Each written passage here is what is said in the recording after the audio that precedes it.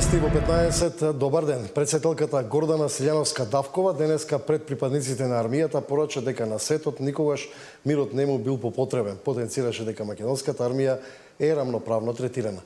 На децата на припадниците на мировните мисии во странство им подари пакетчиња. Се чини дека никогаш на светот мирот не му бил попотребен. Но се чини и дека нашата вредност, вашата, на мировниците, ама и на македонската армија, никогаш не била повидлива.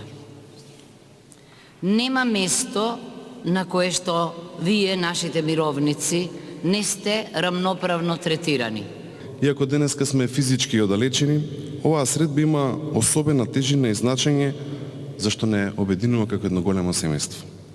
Мојата порака до вас, нашите мировници, во регионот и пошироко, ви благодарам за вашата служба во името на мирот, безбедноста и сигурноста на секој еден од нас.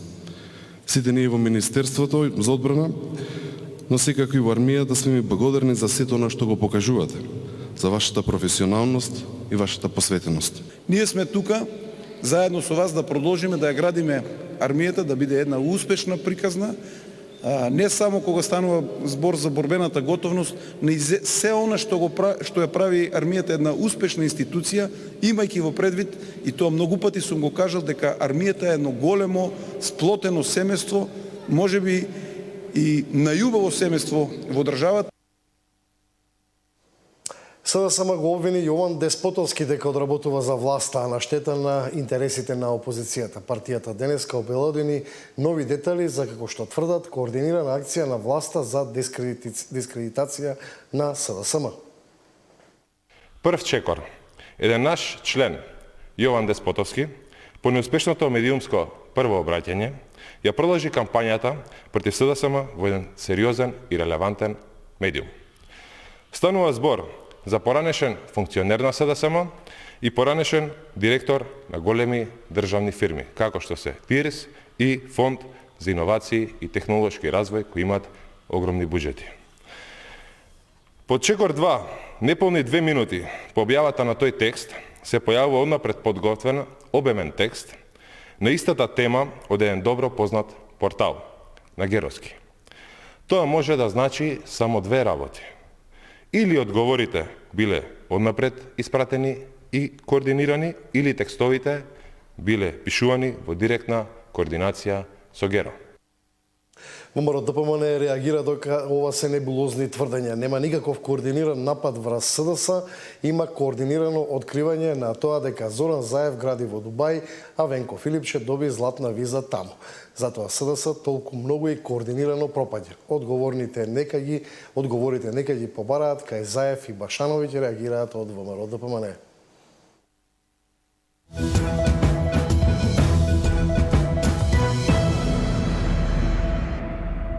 По 55 години бегалка повторно на сцената на Струмичкиот театар Антон Панов. Зоран Ѓорѓиев јавува.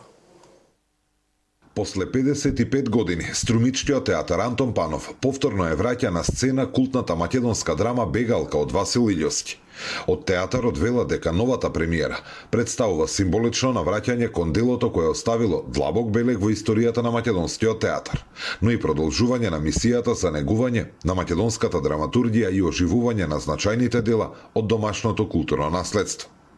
За режисерот Дамјан Димовски, новото поставување на Бегалка произлегува од потребата класичниот текст да се прочита низ призма на современиот живот и актуелните општествени односи. Се заинтересирав малце вака и постдипломски со битовата драма, за тоа дека некако што значи тие традиции што ги имаме ние некако кои се дел од нашата човекова природа и треба да се стават тие некако на ревизија, мислам јас, кои од тие традиции или традиционални вредности функционираат денес и кои од тие традиции треба да се некако да се оттргнеме од нив за да можеме да функционираме во 21 век, односно во современиот начин на живење. Со современото сценско читање, представата ги преиспитува традиционалните вредности и нивното влијание врз човековите избори и семејните релации денес.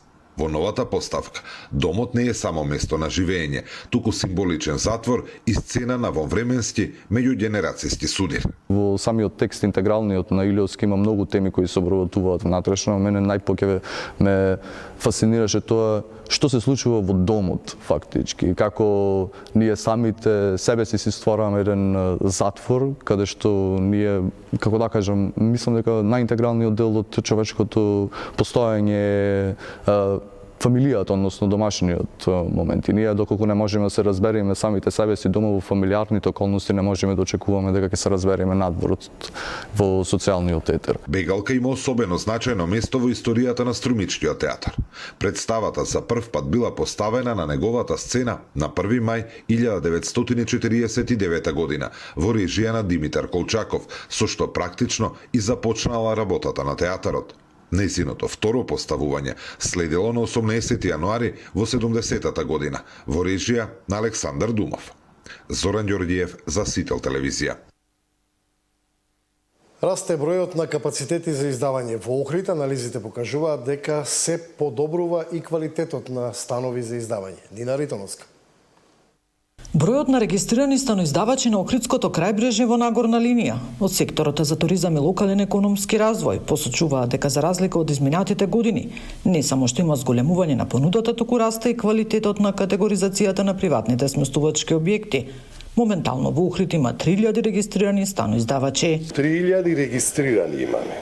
Значи регистрирани, кои што редовно по завршувањето на периодот на важноста на решението си го продолжуваат и на тој начин, значи, таа една константна бројка се одржува, иако, да речеме во споредба за пред 5 до 10 години, таа бројка е зголемена, бидејќи тогаш просекот беше околу 2000, 2100, 200, сега веќе ги имаме 3000 регистрирани кои што работат нормално, легално, согласно законите. Со подобрување на инфраструктурата и најавените локални проекти се очекува раст во туризмот. Во однос на инфраструктурните услови се гледа придвижување. Во однос на локалните инфраструктурни услови исто така најавени се повеќе проекти кои што ќе допринесат да се, ако ништо друго, барем растерети начинот на кој што туристите во Охрид може да ги користат услугите, посебно во летниот период, ето катна гаража, наскоро треба почне да се гради и така натака, и се очекува дека барем со овие работи ќе имаме ние понатаму можност да размислуваме како да внесеме дополнителна понуда за да може да привлечеме, би рекол, поквалитетни туристи. Од секторот за туризам и локален економски развој вела дека постојано има нови решенија за категоризација на приватните станоиздавачи од мал обем, но според туристичките работници останува и проблемот со дивите станоиздавачи кои избегнуваат плаќање на туристичка такса. Нина Ритоновска, Сител телевизија.